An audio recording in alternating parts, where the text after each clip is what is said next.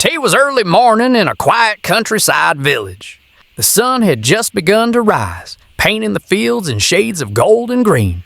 Birds chirped, the air smelled of fresh hay, and everything seemed peaceful. But that peace was broken by a sudden, heart-wrenching cry. A cow was in pain. Her voice echoed through the fields, desperate and frightened. Farmers working nearby stopped what they were doing. A few women collecting water turned their heads toward the sound. Within moments, several villagers were running toward the cries, not knowing what they were about to see. When they arrived, they were met with a sight that made their hearts sink. A brown cow, one of the friendliest in the village, had her neck stuck inside a massive rubber tire. The heavy black ring was pressing tightly against her throat. The more she tried to pull herself free, the deeper it seemed to dig into her skin. She struggled, breathing heavily, her eyes wide with fear and confusion. The villagers stood in shock for a moment. Then panic turned into action. Someone brought water to keep her cool. Another man tried pulling the tire slightly, but it wouldn't move. The rubber was thick and heavy, and every attempt to force it made the cow moan in pain. "She won't make it if we don't call someone," an old man shouted. "Call the rescue team." A younger villager grabbed his phone and called the local animal rescue unit. "Please come quickly," he said breathlessly. The cow was stuck in a tire. "She's suffocating." 15 minutes later, a faint siren was heard approaching. Dust rose on the road as a white rescue vehicle entered the village. The villagers stepped aside as 3 rescuers jumped out. 2 men and 1 woman, all wearing blue uniforms and gloves, carrying ropes, saws, and water bottles. They hurried toward the cow.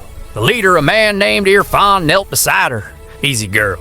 Easy," he whispered, gently placing his hand on her forehead.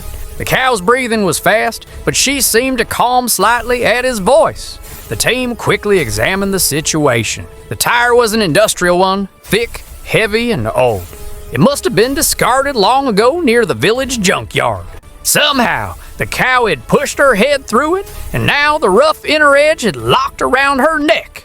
"This will be tough," Irfan said, frowning. "If we cut the wrong way, it could hurt her." His teammate Sana prepared the saw. "We'll go slow," she said softly. "She's scared, but she's strong." They began the operation carefully. The sound of the electric saw broke the silence. Villagers held their breath as sparks flew from the blade. The cow flinched, and one of the rescuers stopped to comfort her again, rubbing her neck gently. Minutes passed. Sweat dripped down the rescuers' faces under the heat. Each second felt longer than the last. The tire was resisting, its thick rubber refusing to give way easily. Irfan kept his eyes on the cut, adjusting the angle bit by bit. Finally, the first side cracked open slightly. A faint hiss escaped the cow's mouth as she managed to breathe a little easier. The villagers sighed in relief, but the job was only half done. The second side of the tire was even tighter. They couldn't risk using too much force. Santa switched to a smaller saw for precision work. "Hold her still," she said. "We're almost there." One villager held a water pipe, pouring cool water over the tire to reduce the friction heat. Another held the cow's head gently. The air was filled with tension, noise, and hope. Then, suddenly, there was a sharp snap. Crack. The tire split open completely. For a moment, no one moved. Then the cow lifted her head slowly and stood up on her trembling legs. Her eyes blinked in confusion, but she was free. The crowd erupted into applause. A few people even shouted with joy. Children clapped and women whispered prayers of gratitude. Irfan stepped back, wiping sweat from his forehead. His teammates smiled, relief washing over their faces. "Good job, everyone," he said quietly. "We did it." The cow turned her head toward the rescuers, sniffing the air near them. It was as if she recognized their effort, a silent thank you. She took a few steps forward and began to graze near the grass, calm once again. One of the rescuers laughed softly. "She's fine now. Look at her," Santa said, smiling warmly. All she needed was a little help. The villagers gathered around, some offering water to the rescue team, others patting their backs in gratitude. An elderly woman stepped forward, her eyes moist. "May God bless you all," she said. "You saved one of his creatures." The rescue team smiled humbly. For them, it wasn't about reward or recognition. It was about compassion. about the belief that every life, no matter how small or humble, deserves to be saved. As the sun began to set, golden rays spread across the field.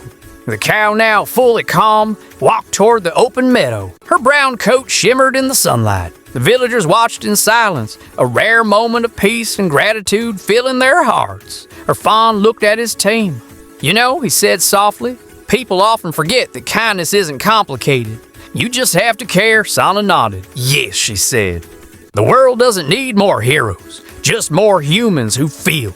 The camera would have panned out right there, showing the wide open sky, the rescued cow walking freely, and the rescue team packing their tools with tired but happy smiles. In the corner of that beautiful scene, the tire lay split open on the ground, once a symbol of danger, now a reminder of hope. And if anyone were to ask what really happened that day, the answer would be simple. A team of humans proved that compassion is stronger than fear, and that humanity still exists, even in the quietest corners of the world.